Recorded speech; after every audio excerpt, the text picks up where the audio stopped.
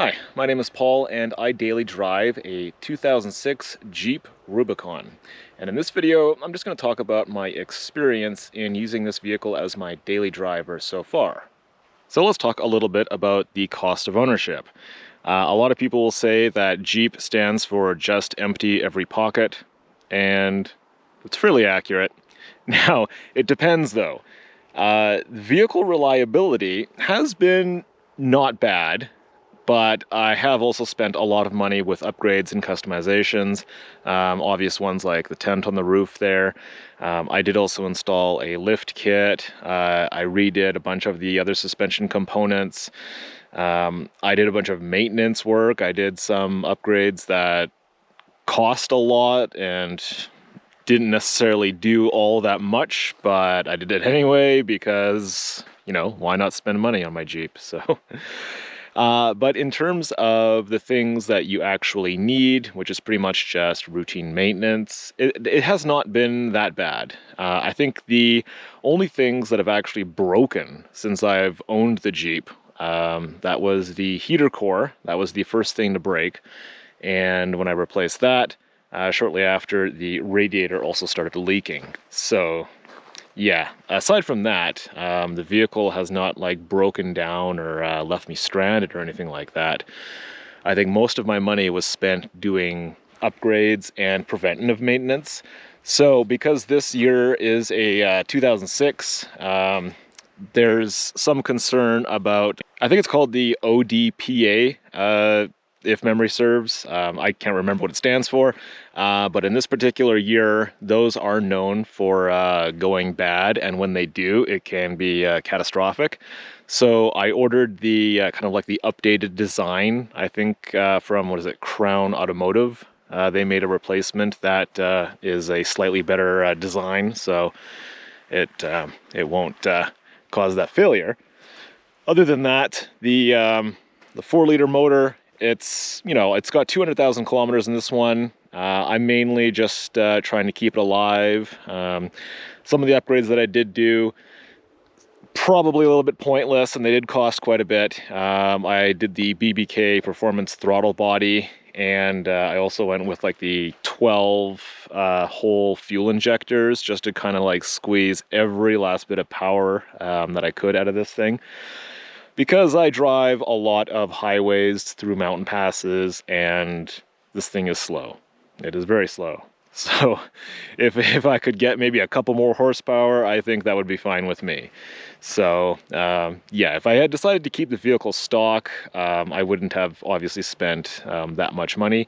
But I think the thing that eats up most of my money is just the money for gas. So this thing is significantly more expensive to drive than I think every other vehicle I've owned, and I've owned some like pretty bad fuel efficient vehicles in the past, and I think this thing is still the worst out of everything I've ever owned. So I'll touch on that though in a little bit here, but yeah, other than that, the reliability, I don't have any complaints so far. The one other thing that I was kind of needing to replace was the U-joints on the front. They were making a bit of noise, and so I replaced those, and since I had the whole thing off anyway, I did the wheel bearings because why not? So some of the stuff that I've done is to actually repair things that were going to fail, and some of the money I spent was just replacing things for fun. Now, here's the thing though. If you don't do your own work on vehicles, yeah, it's going to cost you a lot in labor. So if you're buying a Jeep TJ, honestly, I would recommend you learn how to do your own wrenching. This is a very easy vehicle to work on. I've never owned a Jeep before, and I've never worked on one before. But I was able to do all of this work fairly simply, only just like watching some YouTube videos and stuff like that. A lot of it is basically self-explanatory if you're doing your fluids, like the differential fluids I did the transmission fluid to try and make it shift a little smoother, but I'll talk about that 6-speed transmission in a little bit here. But yeah, oil changes are super easy, probably the easiest out of any vehicle I've ever owned. And yeah, I did like the water pump and all the hoses. That was just kind of like for fun. I wanted to have as many new parts under the hood as I could manage, to avoid having those things break on me when I'm out in the middle of nowhere. So but yeah, the whole cooling system I think at this point has been replaced, because like I said, the heater core on the radiator did get replaced. But yeah, everything's working pretty good so far, and I don't have any electrical issues that I'm aware of. I did replace the alternator though. There was a strange issue where, like, when I do a cold start and it's still warming up, sometimes the lights kind of seem to have this weird pulsing to them. I don't know. I don't know what it is. As far as I remember, it's always been doing that, and I replaced the alternator just to see if it made any difference, and it didn't. So whatever that is, it only happens on a cold start, and it goes away after a while, so I have no idea. But I'm sure that will be something I may look into in the future, but it's not technically a problem. But yeah, if you're not too familiar with how to do work on your own vehicles, I definitely recommend you learn, because that will save you a lot of money in labor. Okay, so one very important factor is fuel economy. If you're buying a Jeep TJ and you think it's going to be decent on fuel, you're probably wrong. I already knew that, you know, Jeeps were not known for being very fuel efficient before I bought mine, but it really does hit you hard, especially when I'm used to driving like small Hondas and imports and stuff like that. My heavily modified Honda CRX probably gets about 3 times the fuel economy as the Jeep does, so I don't know. Yeah, so if you're doing a lot of commuting or stuff like that, where you have to drive very frequently and long distances, not necessarily for fun, it's going to cost you a lot, I think. Okay, so let's talk about performance in the winter. Now, one of the things that I needed my Jeep to do was drive on potentially slippery and icy hills, because this would be my daily driver during the winter in the city I live in. So, one of the things that I did is, before the snow came, I bought myself a set of actual winter tires, and I had them studded as well. And those tires, I think I've mentioned them in a previous video, they're the General Grabber LTX, I believe. And they did pretty decently in this winter. It wasn't a very harsh winter, but we did have some instances where the hills I needed to drive up were pretty icy, and I could still feel the rear end sliding around as I was making up these hills. But yeah, I never had to actually use four-wheel drive at all in the winter, so it did good. Now, when you do hit slippery sections, yeah, it's not exactly the most stable vehicle. So you are going to be sliding around a little bit, so, you know, you might want to practice driving somewhere where there's nobody around first, before you actually start driving on like icy city streets when you're surrounded by other people. So, but yeah, I can't really complain about the winter performance. For a rear-wheel drive vehicle, it does about as good as I could hope for, I think. Okay, so let's talk about the engine and transmission combination. The vehicle I've got is the 4-liter inline-6, and because this is a 2006 model, I do also have the 6-speed manual transmission.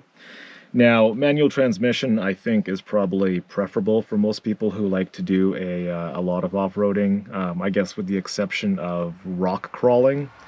But also to consider, if you're not too comfortable with a manual transmission in traffic, then it might not be a great choice for a daily driver.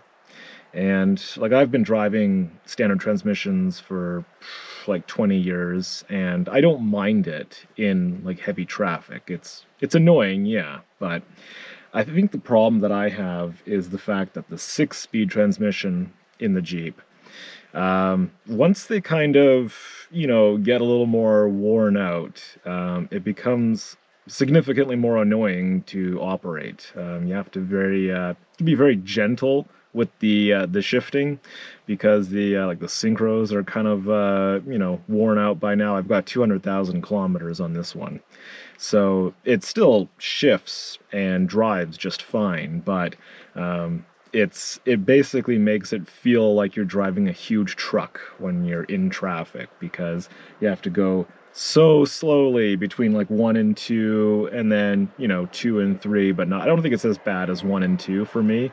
The only shift that ever goes perfectly smooth, I think, for me is like 3 to 4, which, you know, that's not really helpful in slow, heavy traffic, so yeah.